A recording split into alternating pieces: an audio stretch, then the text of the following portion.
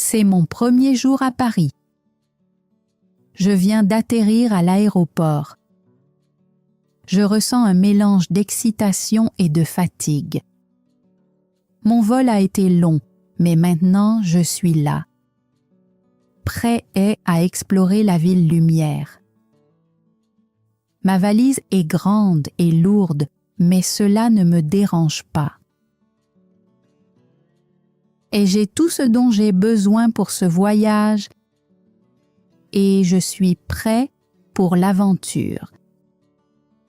Je vérifie mon sac pour m'assurer que j'ai toutes mes affaires importantes. Mon passeport, mon billet d'avion et mon téléphone. Une fois que je suis sûre que tout est là, je suis les panneaux indiquant la zone des taxis. L'aéroport est animé, rempli de voyageurs du monde entier. J'entends des gens parler français autour de moi. La langue est belle, mais je ne comprends pas grand-chose. Je remarque que tout le monde a l'air amical. Alors, je souris en retour lorsqu'on me sourit. Lorsque j'arrive à la station de taxi, un chauffeur s'approche de moi et me demande « Vous avez besoin d'un taxi ?» Je hoche la tête et réponds « Oui, pour mon hôtel, s'il vous plaît. » Il m'aide à soulever ma valise dans la voiture. Le taxi est petit mais propre. Et le chauffeur allume la radio dès que nous commençons à rouler. Une chanson française joyeuse joue, ce qui me réveille un peu plus. Pendant que le taxi traverse la ville, je regarde par la fenêtre et découvre ma première véritable vue de Paris. Les rues sont animées, remplies de gens qui marchent, discutent et rient. Je vois des cafés avec de petites tables en terrasse où des personnes sirotent leur café. Il y a des fleuristes, des boulangeries et des boutiques partout. Les bâtiments sont magnifiques, hauts avec des balcons décorés de fleurs. Puis, j'aperçois pour la première fois la tour Eiffel au loin. « Waouh !» je murmure, incapable de cacher mon émerveillement. Le chauffeur m'entend et rit. « C'est quelque chose, n'est-ce pas ?» dit-il. Je souris et réponds « Oui, c'est incroyable. »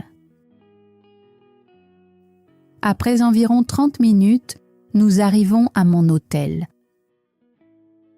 Le bâtiment est grand et élégant, avec de grandes portes vitrées et des pots de fleurs de chaque côté.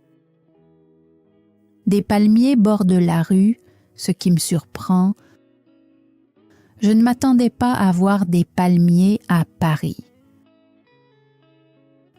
Le chauffeur m'aide à sortir ma valise et je le remercie avant d'entrer.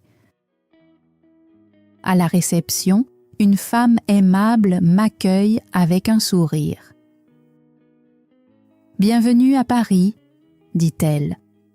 « Comment puis-je vous aider ?» Je lui dis que j'ai une réservation et lui donne mon nom.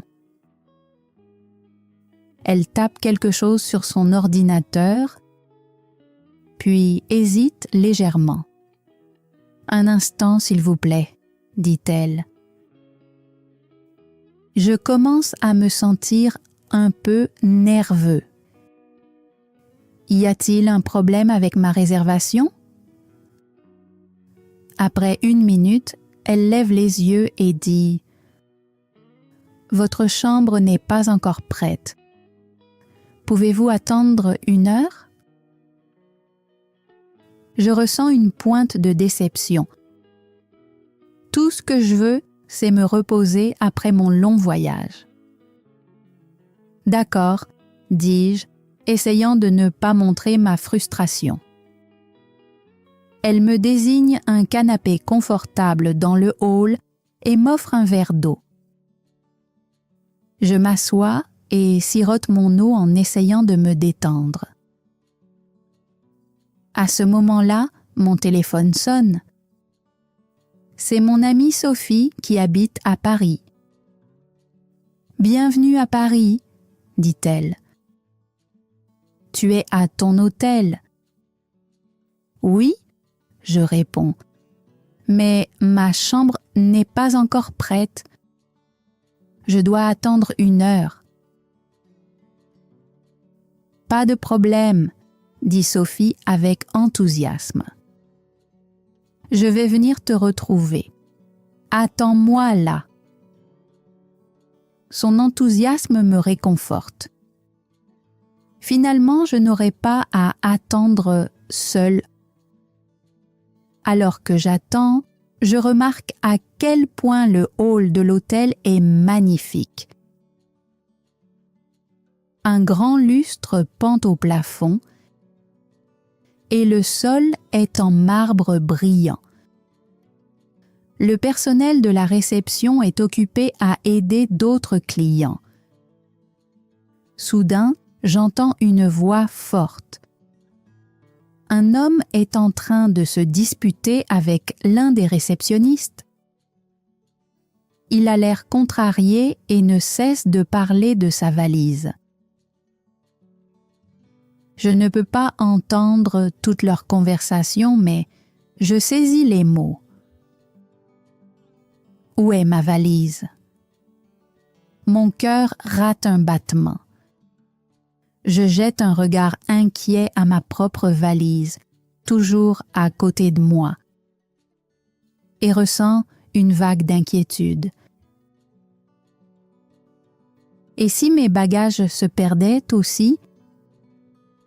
Je me rapproche de mon sac juste au cas où. Après quelques minutes, Sophie arrive. Elle affiche un grand sourire et me serre dans ses bras.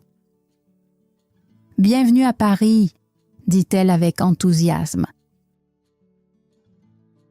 Son accueil chaleureux me met instantanément de bonne humeur. « Merci », dis-je, heureux de la voir. « Pourquoi es-tu encore ici ?» demande-t-elle en regardant autour d'elle. « Il y a un problème ?» Je lui explique que ma chambre n'est pas encore prête et que je dois attendre 1 heure. Sophie rit et dit « Ne perds pas ton temps assis ici. Allons découvrir la ville. Que dirais-tu d'une balade le long de la Seine ?» J'hésite un instant. « Mais ma valise ?» je demande. « Je ne veux pas la laisser ici. » Sophie agite la main d'un geste rassurant. « Ne t'inquiète pas. C'est un bel hôtel. Ton sac sera en sécurité ici. Il suffit de demander à la réception de le garder. » Toujours un peu hésitant. Je m'approche du comptoir et demande à la réceptionniste de veiller sur ma valise. Elle me sourit et répond « Bien sûr, nous la garderons en sécurité. » Je me sens un peu plus détendue et décide de lui faire confiance. Sophie et moi sortons et l'air frais me fait un bien fou après avoir attendu dans le hall. « Tu vas adorer la Seine, » dit-elle. Nous marchons dans les rues animées de Paris. Sophie me montre des endroits intéressants en chemin. Une boulangerie célèbre, une boutique vendant des macarons colorés et un petit parc rempli de gens profitant du soleil. Elle me parle de ses endroits préférés dans la ville et je ressens son amour pour Paris à travers sa façon d'en parler.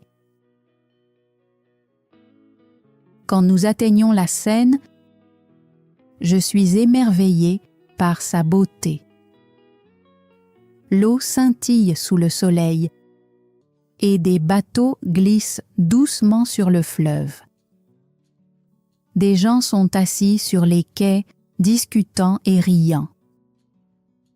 La vue est magnifique, avec la tour Eiffel qui se dresse fièrement en arrière-plan. Nous trouvons un petit café près du fleuve et nous nous installons pour boire un verre. Je commande un café au lait et Sophie prend un espresso.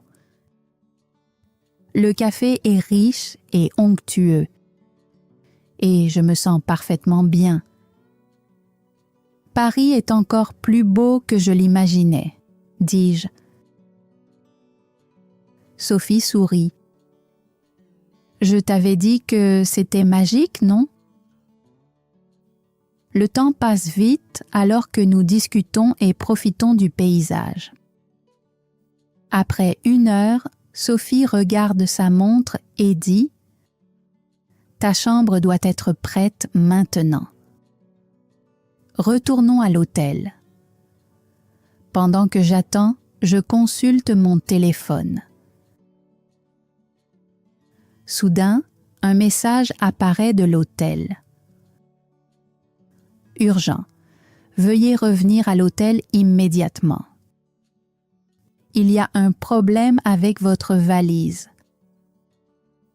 Mon cœur rate un battement. Qu'est-il arrivé à ma valise? Quelqu'un l'a prise? J'essaie immédiatement d'appeler l'hôtel, mais personne ne répond. Quand Sophie revient du magasin, je lui montre le message. Son expression change instantanément et elle dit « Nous devons y aller tout de suite. » Nous quittons rapidement l'endroit et retournons à l'hôtel. Mon esprit s'emballe tandis que je me demande « Ma valise sera-t-elle toujours là ?» Sophie et moi nous précipitons vers l'hôtel. Le taxi me semble incroyablement lent et je ne cesse de vérifier mon téléphone, espérant avoir des nouvelles. J'ai envie d'appeler l'hôtel à nouveau, mais personne ne répond. Mon cœur bat à toute vitesse. « Que crois-tu qu'il s'est passé ?» je demande à Sophie, la voix tremblante. Elle prend un air sérieux et secoue la tête. « Je ne sais pas, mais peut-être que quelqu'un a pris ton sac. Dépêchons-nous d'y aller. » Lorsque nous arrivons enfin à l'hôtel, je saute hors du taxi et cours directement vers le hall. L'endroit où j'avais laissé ma valise est vide. Je regarde autour de moi, sentant la panique monter en moi. « Où est-elle ?» je murmure, terrifiée. La réceptionniste me remarque et me fait signe d'approcher. « Mademoiselle Anna, venez ici, s'il vous plaît, » dit-elle gentiment. Je me précipite vers le comptoir, la voix tremblante. « Où est ma valise ?» Elle semble inquiète et m'explique. « Nous l'avons déplacée dans une pièce sécurisée, car vous l'aviez laissée sans surveillance. » Elle s'arrête un instant et son expression change légèrement. « Mais ?» je l'interroge, sentant mes mains devenir froides. Elle hésite, puis finit par dire Quelqu'un d'autre prétend que c'est sa valise. Mon cœur se serre. Quoi? Mais c'est ma valise. Sophie s'avance, sa voix calme mais déterminée. Voyons le sac. Il y a peut-être eu une erreur. La réceptionniste hoche la tête et nous conduit à un petit bureau. À l'intérieur, un homme tient une valise. Ma valise, c'est la mienne, je dis d'une voix forte en la pointant du doigt. L'homme se tourne vers moi, le visage impassible mais la voix ferme. Non, c'est ma valise. Sophie regarde la réceptionniste. Pouvons-nous l'ouvrir? Cela réglera le problème rapidement. L'homme semble nerveux maintenant. Non, vous ne pouvez pas l'ouvrir, dit-il brusquement. C'est privé. Je me sens confuse. Pourquoi refuse-t-il d'ouvrir la valise? La réceptionniste intervient, son ton professionnel mais ferme. Monsieur, nous devons vérifier à qui appartient réellement ce bagage. Veuillez nous permettre de l'examiner. L'homme secoue la tête et fait un pas vers la porte. Je n'ai pas de temps à perdre avec ça. Je dois partir. Sophie se place rapidement devant lui, lui bloquant le passage. « Vous n'allez nulle part, » dit-elle fermement. « Nous devons régler ça. » La réceptionniste appelle la sécurité et 2 agents arrivent. Ils demandent à l'homme de rester. Après un moment d'hésitation, il finit par céder. « Très bien, ouvrez-la, » marmonne-t-il, la voix tendue. Mon cœur s'emballe alors qu'un des gardes ouvre la fermeture éclair de la valise. À l'intérieur, je reconnais immédiatement mes vêtements, mes chaussures et le livre que j'avais emporté. « C'est la mienne, » dis-je avec soulagement. L'homme regarde la valise, puis hoche la tête. « Oh, j'ai dû faire une erreur, » dit-il. Mais sa voix ne semble pas convaincante. Sophie plisse les yeux. « Si c'était une erreur, pourquoi as-tu essayé de partir si vite? » L'homme ne répond pas. Ses mains tremblent nerveusement et il ne cesse de regarder la porte. L'un des gardes s'avance. « Monsieur, nous devons voir votre pièce d'identité. » L'homme tend son ID d'une main tremblante. Les gardes l'examinent attentivement et l'un d'eux dit « Veuillez patienter ici. Nous devons vérifier quelque chose. » L'homme s'assoit avec hésitation, mais son malaise est évident. Sophie se penche vers moi et chuchote. « Tu crois qu'il ment? »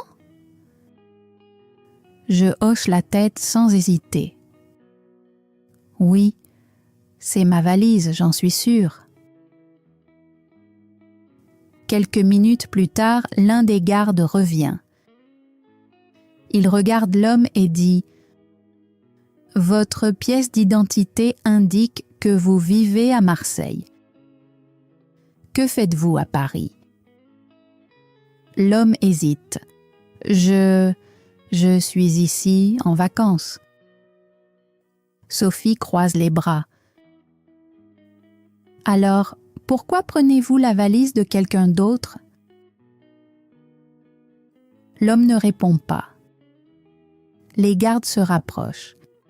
« Monsieur, nous devons vous poser d'autres questions. Merci de coopérer. » Je m'avance et désigne ma valise. « Puis-je vérifier l'intérieur? » Je veux m'assurer que tout est toujours là. Les gardes acquiescent et j'ouvre le sac. Au début, tout semble normal. Mes vêtements, mes chaussures et mon livre sont bien là. Mais tout au fond, je remarque quelque chose d'étrange. Une petite boîte noire que je ne reconnais pas. « Qu'est-ce que c'est ?» je demande en la sortant prudemment. Sophie se penche, les yeux écarquillés. « Ce n'est pas à toi, n'est-ce pas ?» Je secoue la tête. Non, je n'ai jamais vu ça avant. Les gardes prennent la boîte et l'examinent. Elle est lourde et possède une serrure. L'un d'eux se tourne vers l'homme. « Qu'y a-t-il à l'intérieur de cette boîte ?» L'homme devient pâle et évite mon regard. « Rien, juste des affaires personnelles, » marmonne-t-il. Les gardes échangent un regard. « Monsieur, nous devons l'ouvrir. »« Avez-vous la clé ?» L'homme secoue vivement la tête. « Non, je ne l'ai pas. » Sophie me chuchote. « C'est vraiment étrange. Pourquoi cette boîte était-elle dans ta valise ?» Je sens un nœud se former dans mon estomac. Je ne sais pas, mais je ne pense pas qu'elle m'appartienne. Les gardes décident d'emmener la boîte dans une autre pièce pour l'ouvrir. Ils demandent à l'homme de les suivre, mais il hésite avant de finalement obéir. Sophie et moi restons dans le hall, attendant avec anxiété. « C'est complètement fou, » dit Sophie en faisant les 100 pas.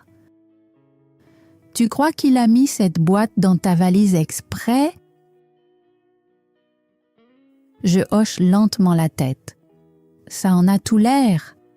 Mais pourquoi? Les minutes semblent interminables. Finalement, les gardes reviennent, leur visage sérieux. L'un d'eux s'avance et dit « Nous avons ouvert la boîte. » Il y avait quelque chose d'important à l'intérieur. Mon estomac se serre. « Qu'est-ce que c'était ?» je demande nerveusement. Le garde ne répond pas directement. Nous ne pouvons pas encore partager tous les détails, mais nous devons vous poser quelques questions. Sophie me serre la main. « Ne t'inquiète pas, » chuchote-t-elle. « Dis-leur simplement la vérité. » Je suis les gardes dans une petite salle, laissant Sophie derrière moi. La pièce est calme et je m'assois à une table. L'un des gardes prend place en face de moi, son expression à la fois calme et sérieuse. « Mademoiselle Anna, nous avons trouvé une grosse somme d'argent dans la boîte, » dit-il. « Savez-vous quelque chose à ce sujet ?» Ma bouche s'ouvre de surprise. « De l'argent? Non, je ne sais rien de tout ça. Cette boîte ne m'appartient pas. » Le garde hoche lentement la tête. « Nous vous croyons, mais nous essayons de comprendre ce qui s'est passé. L'homme qui prétendait que la valise était la sienne agit de manière suspecte. Je ressens un léger soulagement en apprenant qu'il me croit, mais ma confusion ne fait qu'augmenter. Est-ce lui qui a mis la boîte dans ma valise ? Je demande. Le garde dit « Il semble bien que ce soit lui qui l'a fait, mais il y a un problème. » Mon cœur se serre. Quel problème ? Le garde se penche vers moi. Cet homme affirme vous connaître. Il prétend que vous voyagez ensemble. Je me fige. Quoi ? Ce n'est pas vrai ? Je ne le connais pas. Le garde scrute mon visage. Vous en êtes sûr ? Il connaît votre nom et dit que vous êtes son ami. La colère monte en moi. Il ment. Je suis venue à Paris seule. Le garde hoche la tête. Nous vous croyons, mais nous avons besoin de preuves. Avez-vous quelque chose qui montre que vous voyagez seul? Un billet d'avion ou une réservation d'hôtel, par exemple? Je réfléchis vite. Oui, mon billet d'avion est dans mon sac. Le garde quitte la pièce pour aller vérifier. Je reste seule, l'esprit en ébullition. Comment cet homme connaît-il mon nom? Pourquoi m'a-t-il prise pour cible? Quelques minutes plus tard, le garde revient avec mon billet. Votre billet ne porte que votre nom. Cela nous aide, mais nous devons encore interroger cet homme. Soudain, un grand bruit éclate dehors. Quelqu'un crie « Je veux mon avocat !» C'est la voix de l'homme. Le garde se lève. « Attendez ici !» dit-il avant de sortir. Je reste assise en silence, mes pensées tourbillonnant dans ma tête. Pourquoi quelqu'un ferait-il ça? Qui est cet homme? Quelques minutes plus tard, le garde revient. « Mademoiselle Anna, nous avons du nouveau, » dit-il. Je me lève précipitamment. Qu'est-ce qui s'est passé? Le garde explique. L'homme a avoué. Il a admis qu'il avait mis la boîte dans votre valise à l'aéroport. Il avait peur que la sécurité fouille son sac. Alors, il a choisi votre valise parce qu'elle était grande et semblait être une bonne cachette. Je ressens une colère immense en réalisant qu'il a utilisé ma valise et qu'il a menti en disant me connaître. Le garde hoche la tête. Oui, il pensait que ce serait facile de vous tromper. Mais maintenant, nous l'avons attrapé. Il ira en prison. Cela me soulage un peu, mais je suis encore bouleversée. Et ma valise? Tout va bien? Je demande.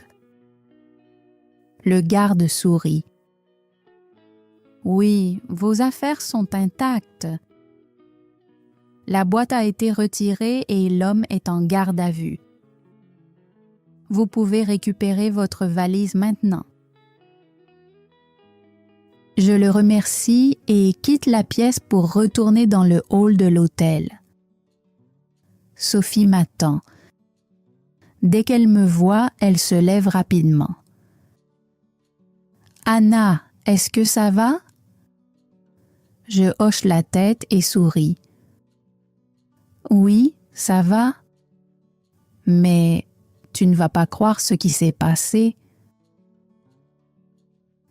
Je raconte tout à Sophie.